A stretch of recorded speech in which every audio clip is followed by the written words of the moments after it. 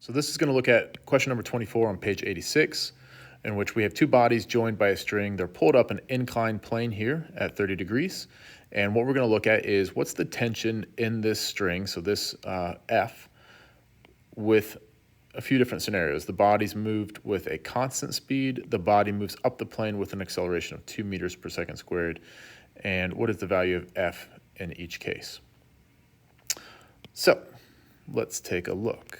First thing we're going to do is simply draw our forces, and I'm going to do them right on the diagram. So we'll call this A, we'll call this B.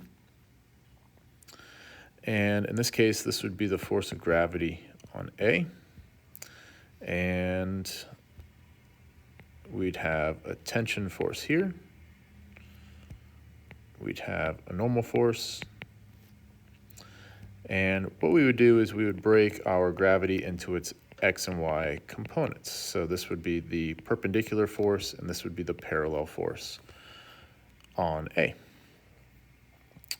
For B, we will do the forces in a different color to differentiate them. But in B, we have the force of gravity straight down. It's going to be smaller than that of A. We're going to have pull force F here. We'll have tension here, and then we'll have a normal force right there. And again, we're going to break this into its x and y values. So this would be the perpendicular force, and this would be the parallel force. Okay? And again, the angle of 30 degrees, that is going to be the same here, as well as here, as well as right there. So all three of those angles are going to be 30 degrees. So first, let's calculate the tension in the string when we move at a constant speed. So to do that, I'm going to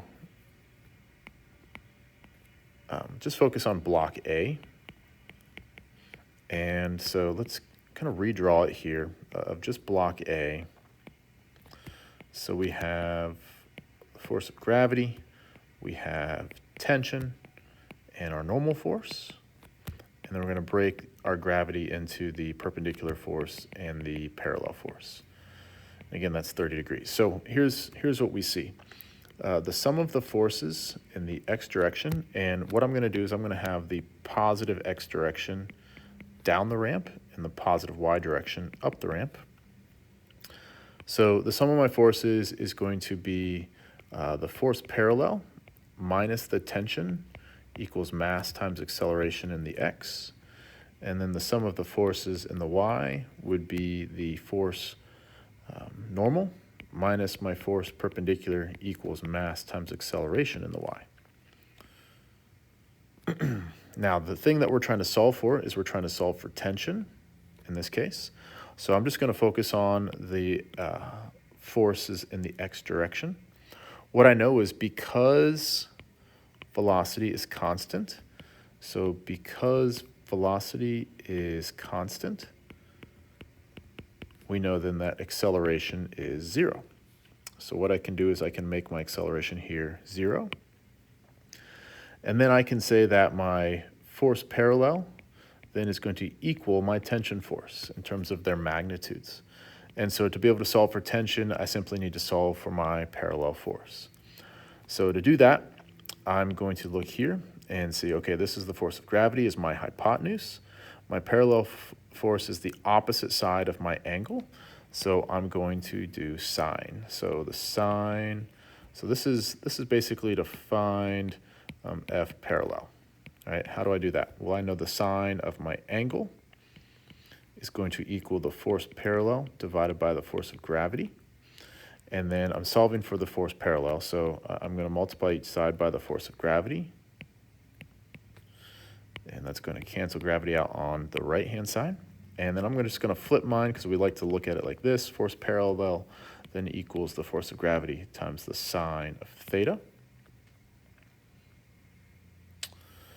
That would then be the same thing as gravity is mass times gravity times the sine of theta. Plugging in the values then that I know, I'm going to see the force parallel is going to equal, my mass is 8, gravity is 10, and then the sine of 30 degrees. And when I plug that in, I get that the force parallel is 40 newtons. So that is my parallel force, and so then what I can say is that my tension then, in this case, is 40 newtons in that circumstance. Now, I'm just going to do C right now for the first part, because C asks what is the value of F then in each case. And so with F, we need to look at block B to investigate that. So let's pull this over. And for my first case, we'll look at block B. So this is C, and we're going to look at block B. And again, the forces on block B now is gravity, we have tension, force of gravity, we have F, and we have our normal force. And we're going to break gravity again into its X and Y components. So that's my perpendicular force, and that's my parallel. So with this again, we know, so we're trying to find F. And some things that we know that the acceleration is 0 because we're at a constant velocity. And so let's again understand that really F is in the X direction, so I'm not going to worry about my Y's, and I'm just going to do the sum of the forces in the X direction. Now in this case, we have F pushing upwards, we have tension pushing downwards, and gravity parallel also pushing downwards. So I'm again going to say that my positive X direction is down the ramp. It's just what I like to do. And so let's solve for F then. So positive direction, I have tension plus the force parallel minus F equals mass times acceleration. And again, we know that this acceleration is 0. So I can then say that the force is equal to tension plus the force parallel. And so we already know that tension is 40, right? We said that previously over here.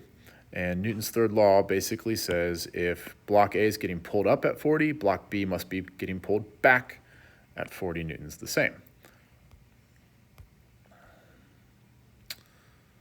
So what we need to find then is we need to find the parallel force for block B. And again, same way I'm going to set it up, I can solve for the force of gravity. That is my hypotenuse. The parallel force is the opposite side.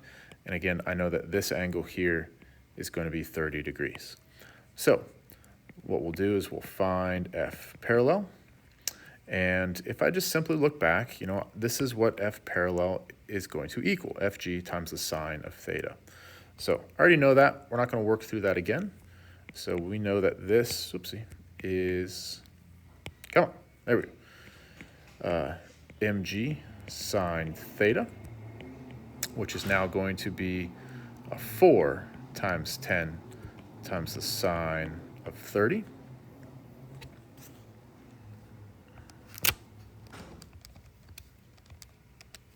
And that's going to equal 20 newtons.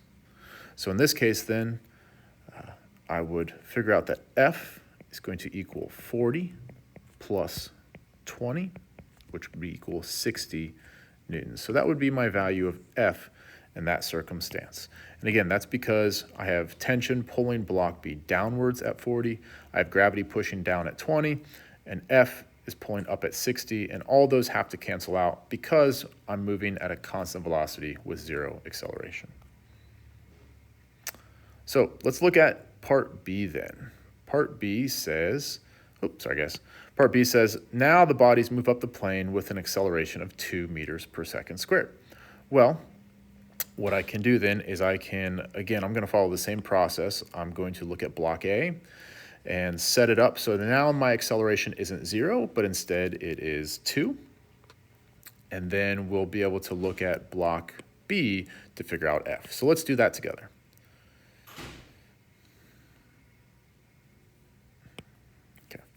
So C, find tension with acceleration equal to 2 meters per second squared. So here is block A. Again, we have the force of gravity down, we have normal force up, we have tension pulling it up. And now what we need to understand is that tension needs to be greater than my parallel component because we need a net force to the upwards, right? So we need F net to be upwards because that's the direction of our acceleration. So we know that we don't really need to deal with the y's, so let's just deal with the x's. Again, this is my parallel component, this is my perpendicular, and this is the force of gravity. So the force of, some of the forces in the x direction, again, positive direction is down. So that's going to be force parallel minus tension equals mass times acceleration. We're solving for t, so I'm going to do this and solving for t, where I have force parallel equals mass times acceleration plus t,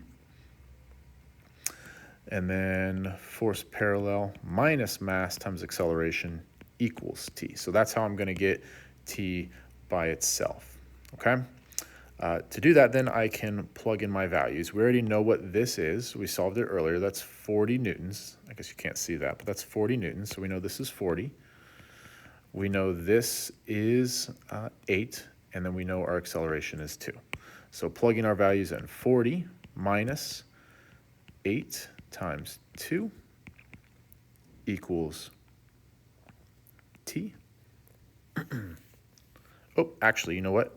I'm going to plug in a different value. I'm accelerating up the ramp, so my acceleration is actually going to be a -2.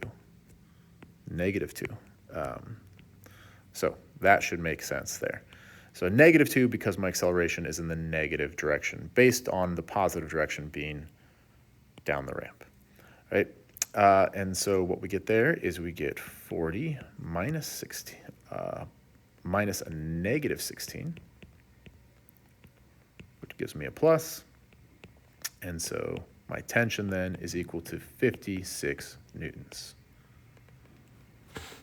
All right, which again makes sense. Originally it was 40, now it's 56. I'm accelerating, so tension has to be greater than my parallel component.